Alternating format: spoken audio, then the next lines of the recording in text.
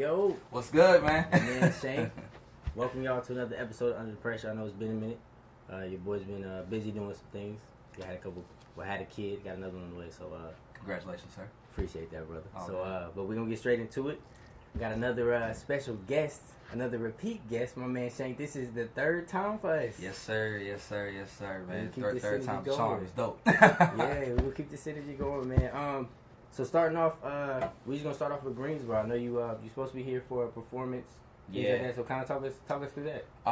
Well, unfortunately, due to some unforeseen circumstances, I guess the show has been postponed. I guess it has been postponed to May 19th.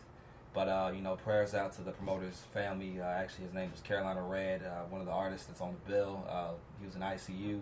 So, prayers out to him. I heard he's, doing all right now. He's been taken off the ventilator. So, shouts out to him. Shouts out to Big Tran and the promotions. But yeah, so that's going to be May 19th. So, all the fans, y'all already know my heartfelt apology. But, True, yeah, May 19th will be the show for that. Okay, prayers go out to the family, man. For real. Yes, sir.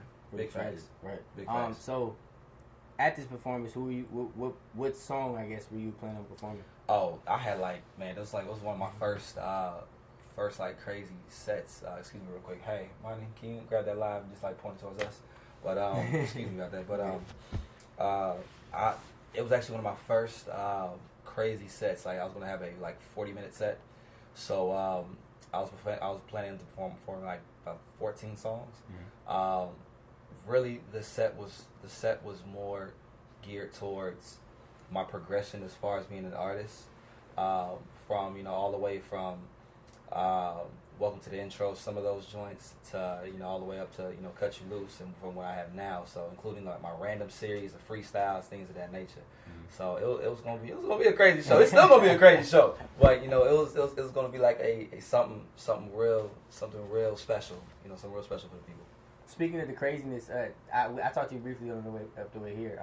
Tell us about your journey here from Atlanta to supposed Greensboro and then Charlotte. So tell us about that journey. So,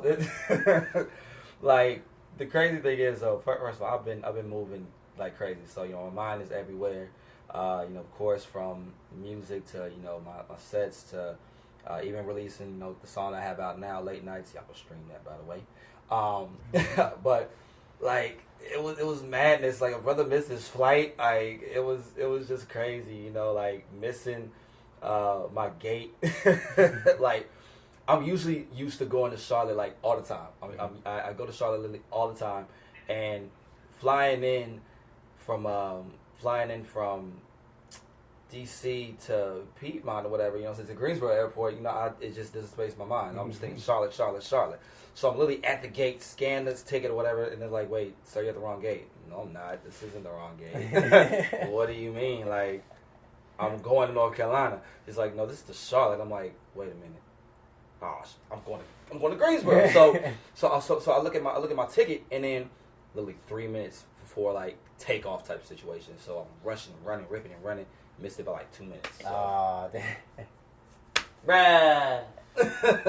It's crazy. So, it was still a crazy little journey here. I ended up having to drive all night to get to Greensboro or whatever. But, I still got some work done this weekend. Shot a video with the homie Taji. Shout out to him. Switch Sides coming out in the summertime.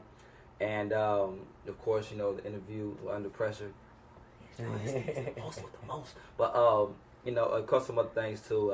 My manager's here too, so we been meeting up as far as marketing plans for late nights and things of that nature. So we got a lot of stuff, for this next 6 months, in terms of late nights and some more projects coming, of course.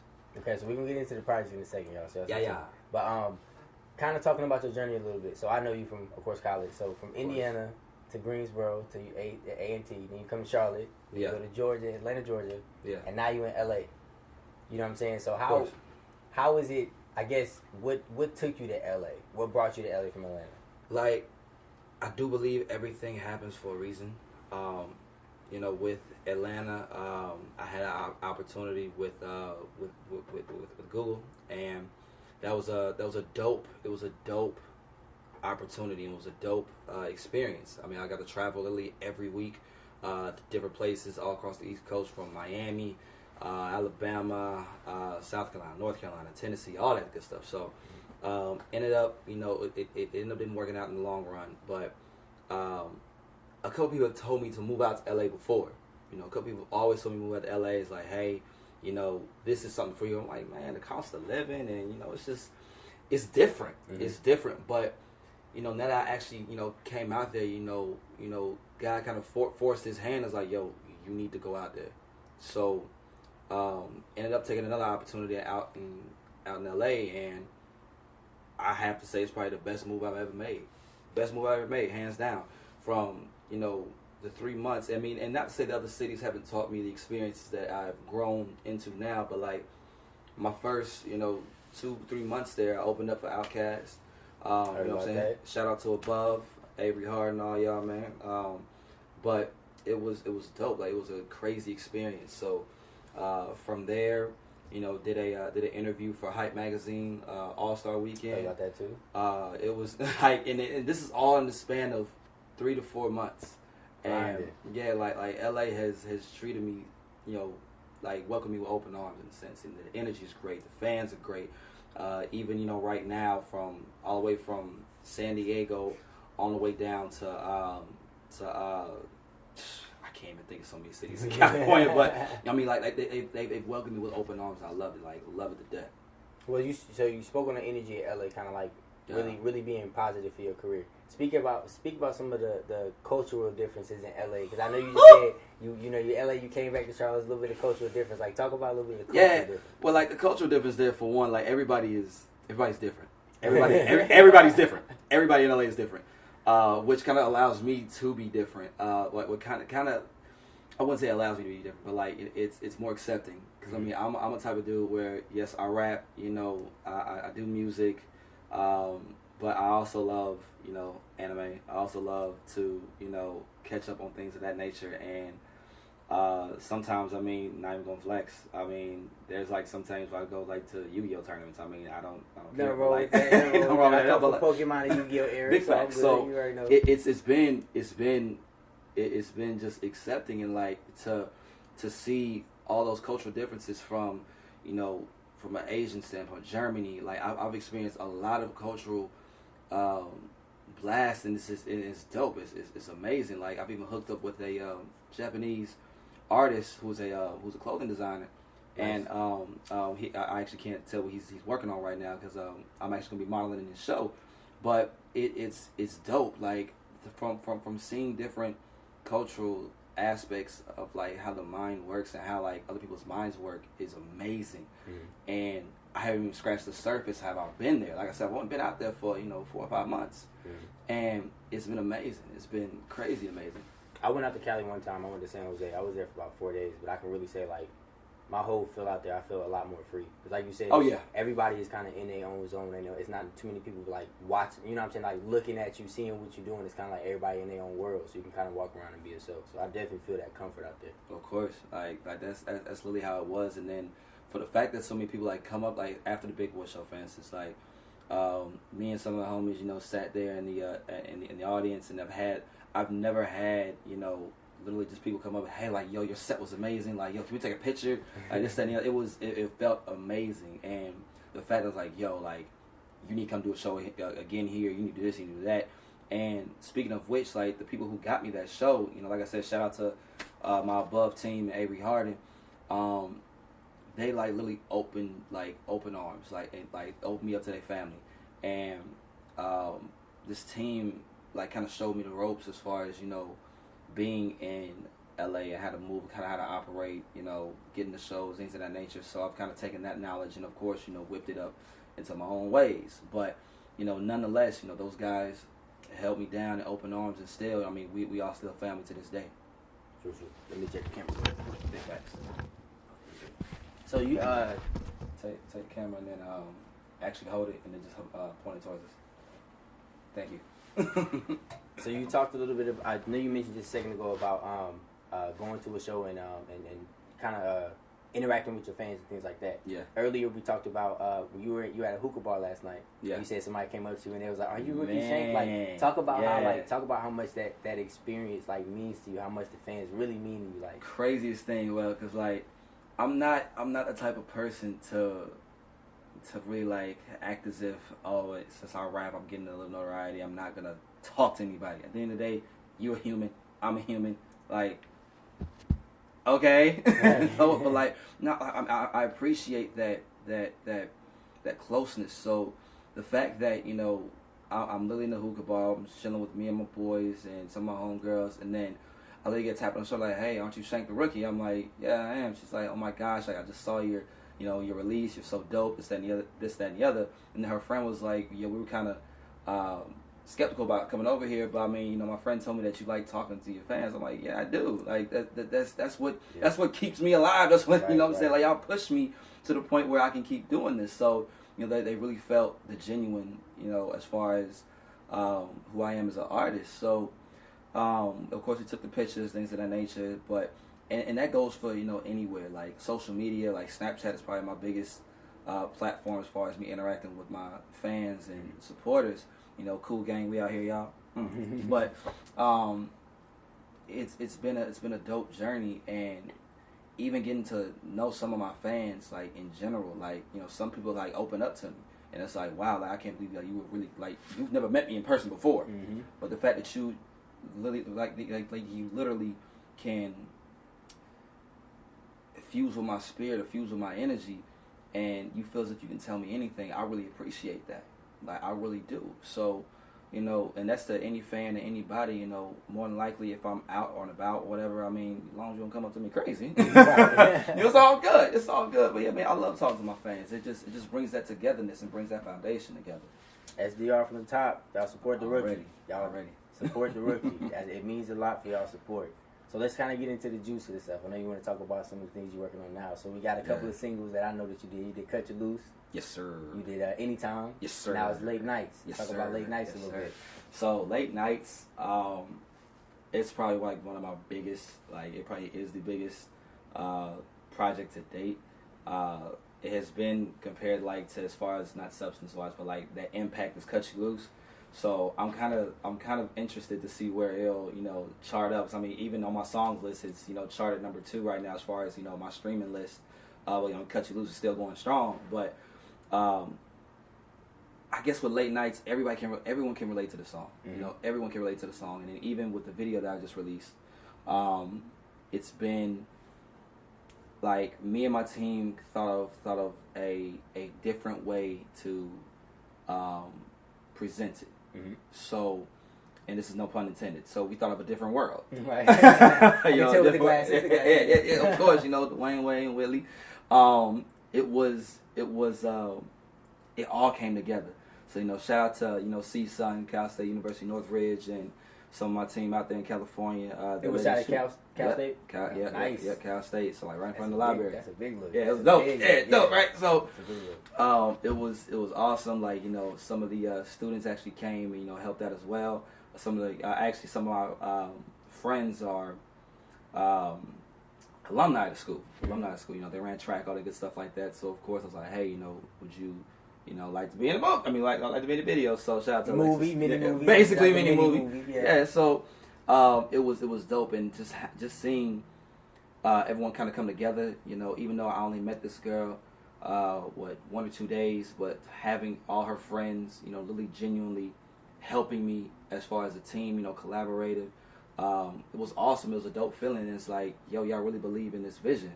And when it came out, it's just like, wow, like big facts. When you see me the Snapchat preview, I was like, yo, okay. I already seen the photos you had posted. When you seen that Snapchat, I was like, okay, Shank, I want to see where this goes. Oh yeah. A lot of people did. A lot of people were like, yo, this is a different world. Wait a minute, where are you going with this? Like, what's really happening here? So. It was a dope concept, a dope feel, and then of course having it on campus, me playing that Dwayne role. I mean, I fit the nerd role very, very, very, very well, so it was kind of easy. I know you, so yeah. It was kind of easy. It was easy to make this happen. So having Lex, the woman who played Whitley, our chemistry was already actually given. honestly, she actually was in another video of mine, literally last second, last second. So one of my other homegirls, she actually suggested her to me, but I was supposed to have someone else in it. So I was like, dang, like I kind of need some of those for Random Volume 8, and. Sound like one of our productions. Look. A last minute change. Always. so she's like, hey, I got my homegirl, and like, she literally just on. Okay, what do you need me to wear? What I need to do? And flawless. Chemistry was flawless. Wasn't shy of the camera. Of course, back in the day we had that situation. Right. But like, the energy was just great. It was a hit. It was a hit. Made a nice little impact on Instagram. Probably one of my best randoms, but it was. I mean, the energy was dope. So then from now then, the energy just got even greater, and the chemistry got even greater. So, shouts out to Lex, Shell, all y'all, Donovan, appreciate y'all. But it was just a very very dope situation, and a blessing to have those people with me. So we had Cut You Loose.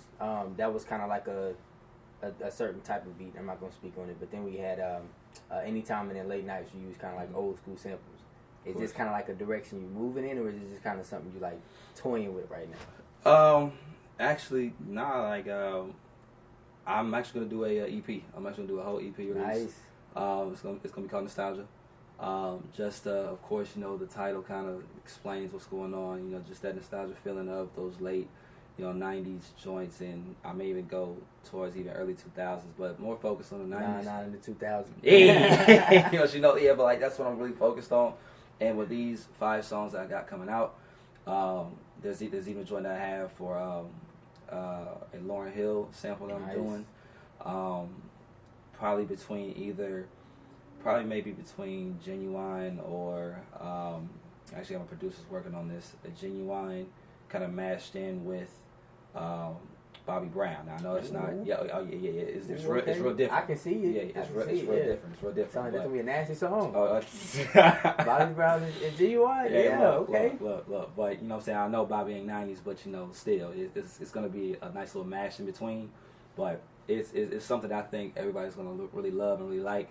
Like I said, Late Nights was something that kind of just came to me in a way. I wrote it when I was in Vegas, and I sat on it for a long time. I think I sat on it for probably more than maybe 9-10 months. I think our last interview you said you were sitting on some songs. Yeah. So we gotta stop doing that. Hey, I gotta make sure it's perfect. I gotta make sure it's perfect. And when I met these guys, we changed the whole thing. We changed the whole thing. So a lot of people don't know, which I may actually release that. I may actually release it, just like a bonus track or whatever, something. Or I might make 3 different versions of the song. But yeah, we literally took out a whole chunk, and then I literally sat there and watched these guys recreate the actual instrumental and the actual production itself, and it was flawless. It was just amazing. And to have someone right there, to just have 2 or 3 guys literally, pushing you and telling you like, hey, we can make this way better. Mm-hmm. I know we can make this way better. You need that on your team. Yeah. And that's something I've been praying for. That's something that I've been, yearning for as far as a team that will push you. So shout out to homie Isaac and Rose. I thought you were talking about me. No, I was like Isaac. Wait, what I do is I don't think I produce it. Isaac too, man. I'll take that shout. Big facts, man. His name Isaac too, but yeah, it was very dope and very humbling to have those guys, by me and really working in the studio all night, making sure everything was perfect. So nostalgia's gonna come soon though. It's dope. I'm ready for it, man. I know we kind of talked about it a little bit ago. I just didn't know if you was ready to really to people. I just wanted to touch on it a little bit. Oh yeah, no, I'm ready now. Going back to that 99 to 2000, bro. If you do a Juvenile back that thing up, something, bro, you were going to make the internet go nuts. I see so many memes and stuff off of that, bro. You will go crazy. So we talked about the singles a little bit. Let's talk about. We talked about Late Night. We talked about the EP as far as like kind of having like a 90s feel, old school feel. Let's talk a little bit about the randoms. I saw you went all the way up to 9 and had a 9.5. Yeah. What was that for? With the randoms. Yeah. I saw I was a random 9.5. Yeah. Where you go with this? Let me see. Yeah. So random 9.5. So of course, random 10 is gonna be something very special. Like it gotta be if you got a 9.5. We said I'm gonna wait. Y'all give y'all 10. Yeah. So I've actually been asked a couple questions like, yo, why didn't you just throw out 10? Nah, that's it. So it's gonna be something real special, and I have to kind of take my time with this one. I'm gonna go back to the original, standpoint where I was doing, 3 beats. I actually may take it to a different direction. I don't know. We don't know. We gonna see. But it's gonna be something special to the point where when I release it, I'm actually gonna do a little something to where the fans can keep it as a keepsake. But can't tell nobody that yet.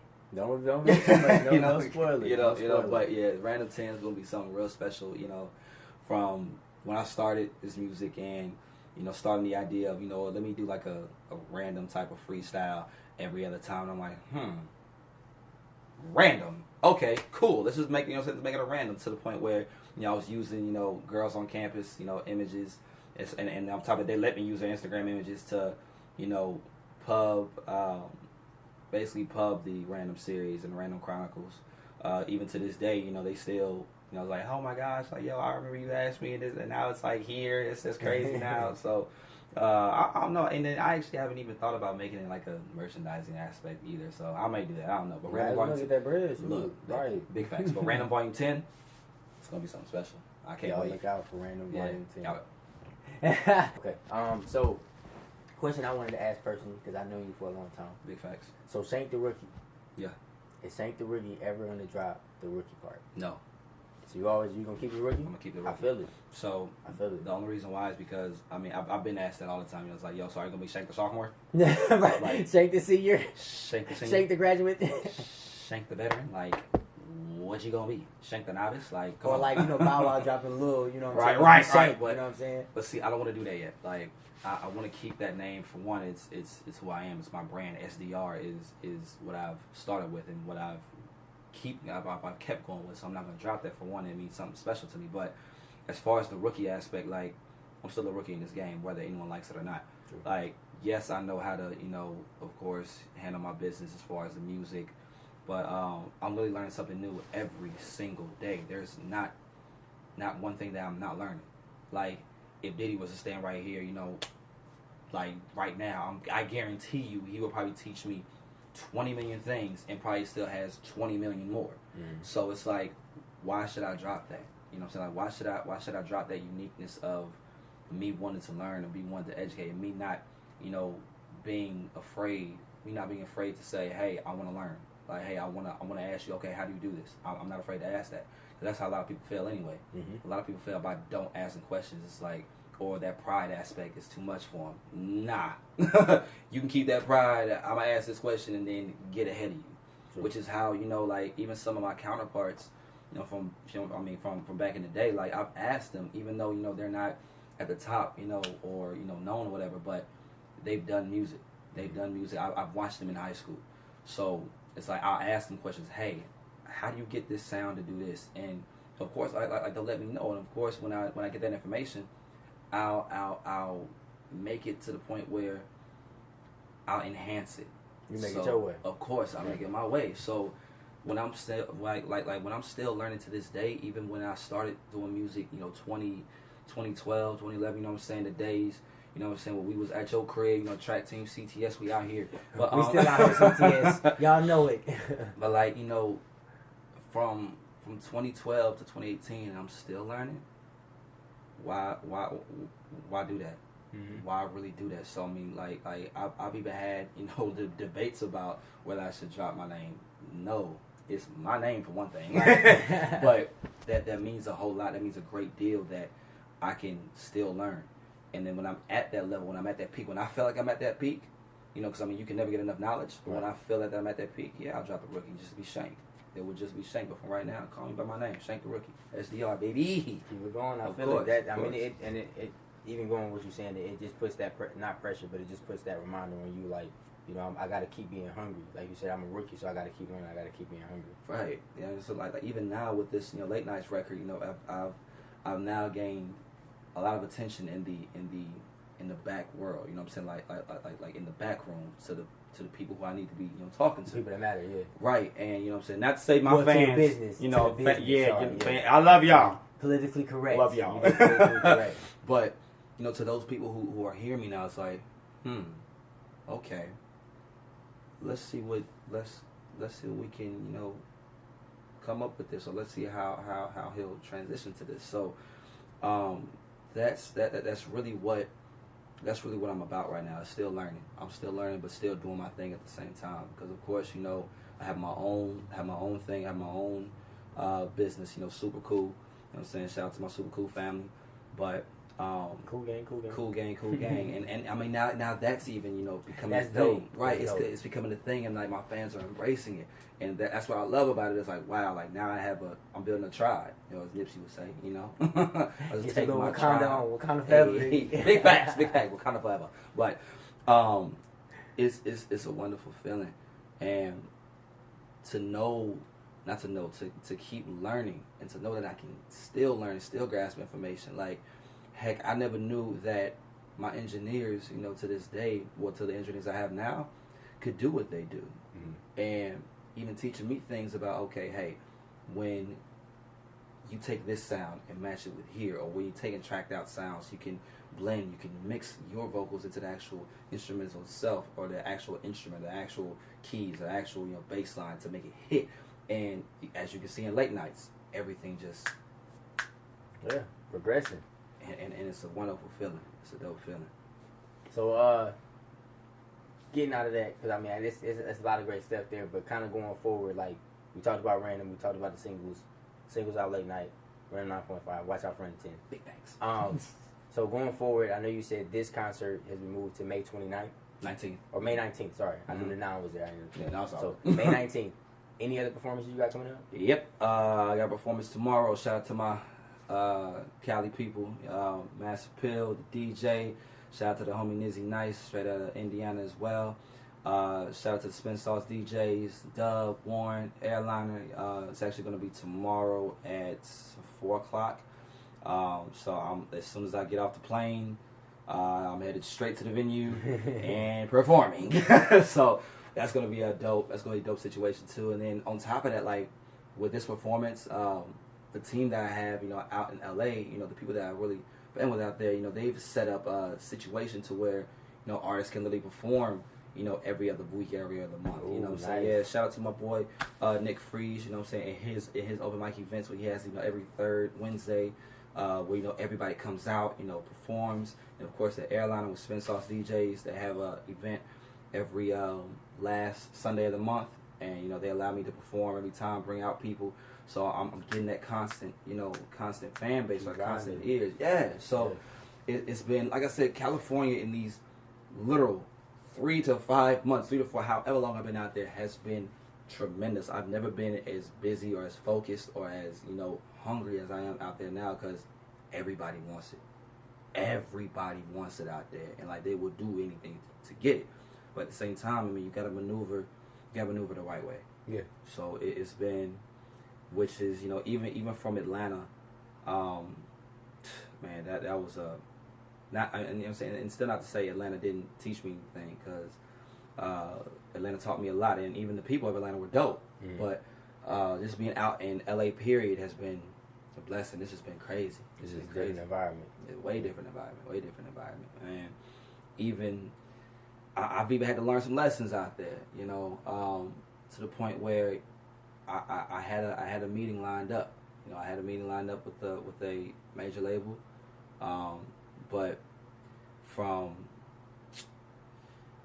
from me being so eager and trying to rush things and trying to beat my next, or beat what was, you know, previous, which was Small Talk. And, you know, Small Talk for my very first video did like 2,500, still doing numbers now. I was afraid of what Cut You Loose would or could do. Mm-hmm. And even though the numbers did great without this certain person who I hired to get my numbers up or whatever as he portrayed, and ended up being, you know, bots. Like, and I'm not afraid to say that, you know, some of those views on that Cut You Loose music video were bots. So, people need to hear this. Yeah, you know what I'm saying? And it's kind of hard for me to, you know, say this is because, you know, of course my pride in my music I hold dear, well and dear, but I was nervous.